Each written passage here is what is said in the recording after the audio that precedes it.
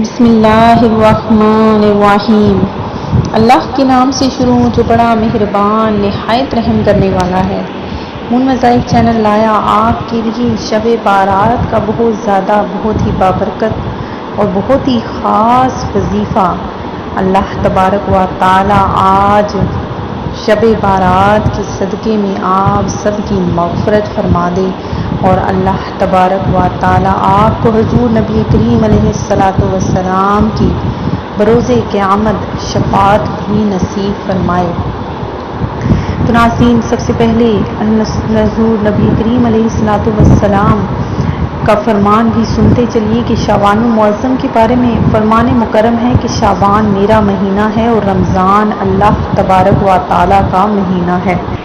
سب سے پہلے میری تمام نئے آنے والے ویور سے گزارش ہے جنہوں نے ابھی ہمارا چینل جوائن کیا ہے وہ اسے سبسکرائب کرتے ہوئے ساتھ ہی ساتھ بیل آئیکن کا بٹن بھی پریس کر لیں تاکہ ہر نیا آنے والا وظیفہ سب سے پہلے آپ تک پہنچ جائے۔ حضرت سیدنا عائشہ صدیقہ فرماتی ہیں کہ تاجدار رسالت پورے شعبان کے روزے رکھا کرتے۔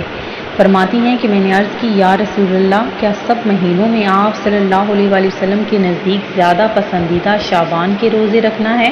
تو آپ نے ارشاد فرمایا کہ اللہ عز و جل اس سال مرنے والی ہر جان کو لکھ دیتا ہے اور مجھے یہ پسند ہے کہ میرا وقت رخصت آئے اور میں روزے دار ہوں۔ تو میرے پیارے پیارے ویورز، 15 شعبان المعظم کی رات کتنی نازک ہے، نہ جانے کس کی قسمت میں کیا لکھ دیا جائے۔ بعض اوقات بندہ غفلت میں پڑا رہ جاتا ہے اور اس کے بارے میں کچھ کا کچھ ہو چکا ہوتا ہے۔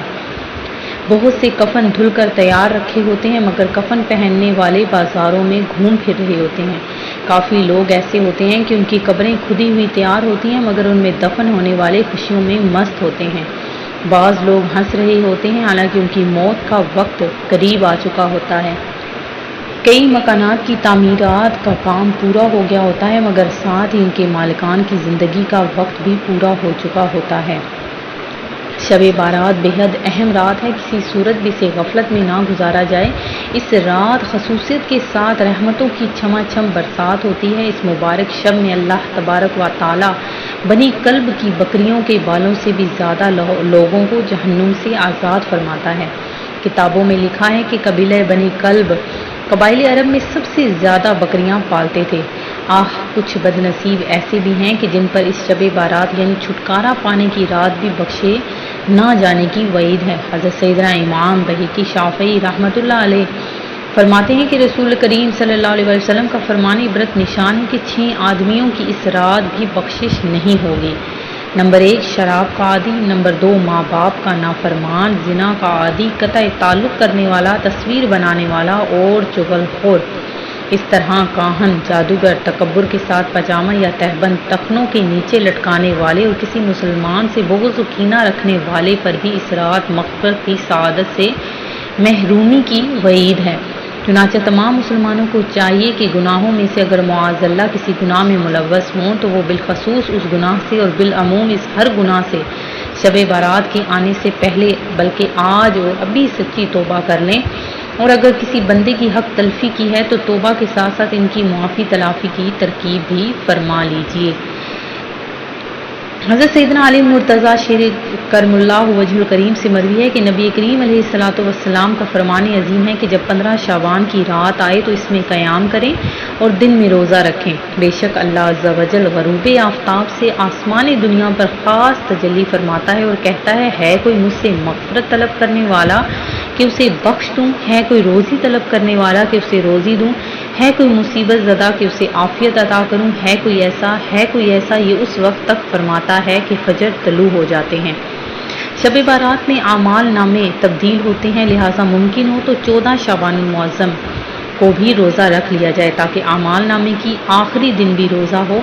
14 شعبان کو عصر کی نماز باجماعت پڑھ کر وہیں نفلی اعتکاف کر لیا جائے اور نماز مغرب کے انتظار کی نیت سے مسجد ہی میں ٹھہرا جائے۔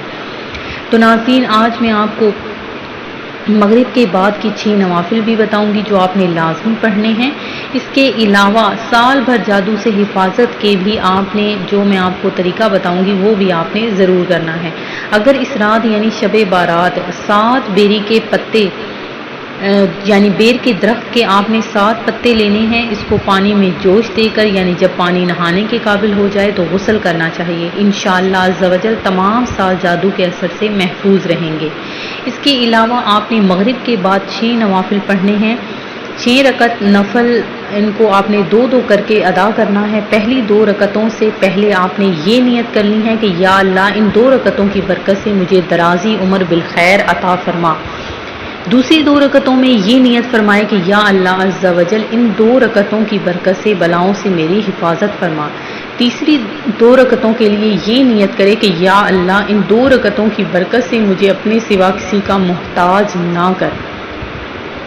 تو ناظرین ان 6 رکعتوں میں سورہ فاتحہ کے بعد جو چاہیں وہ صورتیں پڑھ سکتے ہیں۔ بہتر ہے کہ ہر رکعت میں سورہ فاتحہ کے بعد 3 بار سورہ اخلاص پڑھ لیجئے۔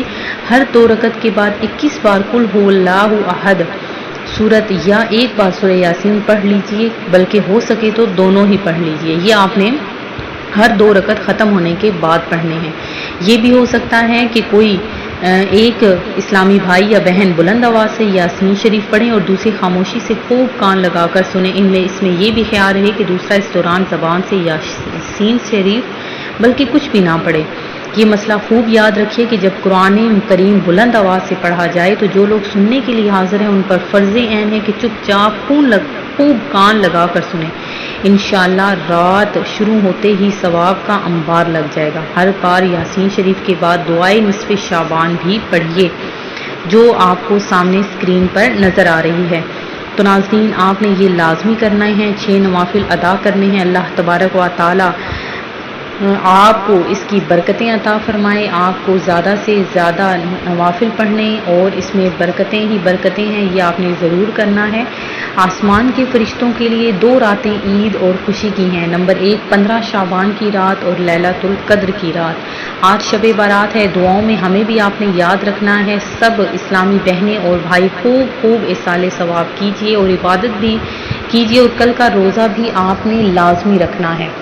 تو ناظرین میری آپ سب سے گزارش ہے کہ آپ نے یہ لازمی عمل کرنا ہے۔ تو ناظرین اس کے علاوہ آپ نے سورہ دخان پڑھنا بھی، سورہ دخان جو قرآن پاک کی صورت ہے اس کو بھی شب بارات میں پڑھنا بہت مستحب ہے۔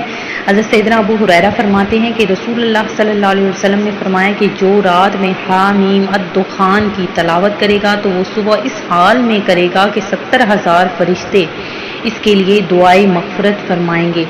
تو ناظرین آپ نے دعائے نصف شعبان بھی پڑھنا ہے، مغرب کے بعد 6 نوافل بھی ادا کرنے ہیں۔ اس کے علاوہ 14 رکعت نفل پڑھنے کی بھی بہت زیادہ فضیلت ہے کہ رسول اللہ صلی اللہ علیہ وسلم شب بارات میں 1 مرتبہ کھڑے ہوئے اور آپ صلی اللہ علیہ وسلم نے 14 رکعت نفل نماز ادا فرمائی۔ نماز سے فارغ ہونے کے بعد بیٹھ گئے، پھر آپ نے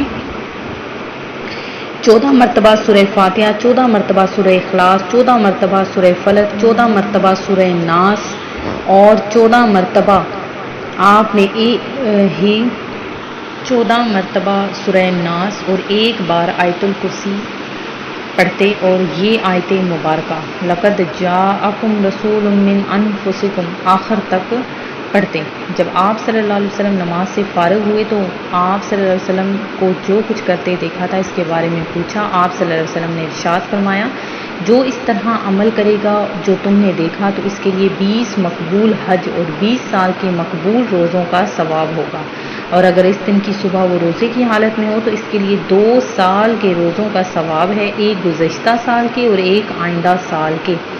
تو ناظرین یہ 14 رکعت نفل آپ نے بھی لازمی ادا کرنے ہیں، اکٹھا ان کو پڑھ لیں تو زیادہ بہتر ہے۔ 14 مرتبہ آپ نے سورہ فاتحہ، 14 مرتبہ سورہ اخلاص، 14 مرتبہ سورہ فلق، 14 مرتبہ سورہ ناس اور 1 بار آیت الکرسی، اور آپ نے یہ آیت مبارکہ پڑھنی ہے۔ تو ناظرین یہ آپ نے نماز سے فارغ ہونے کے بعد ادا کرنی ہے۔ میں امید کرتی ہوں کہ ہمارا آج کا یہ عمل آپ کو پسند آیا ہوگا۔ اسی طرح سے مزید وظائف حاصل کرنے کے لیے ہمارا چینل نون وظائف کو دیکھتے رہیے۔ اپنا خیال رکھیے گا، آج کی رات ہمیں بھی دعاؤں میں یاد رکھیے گا۔ اللہ حافظ۔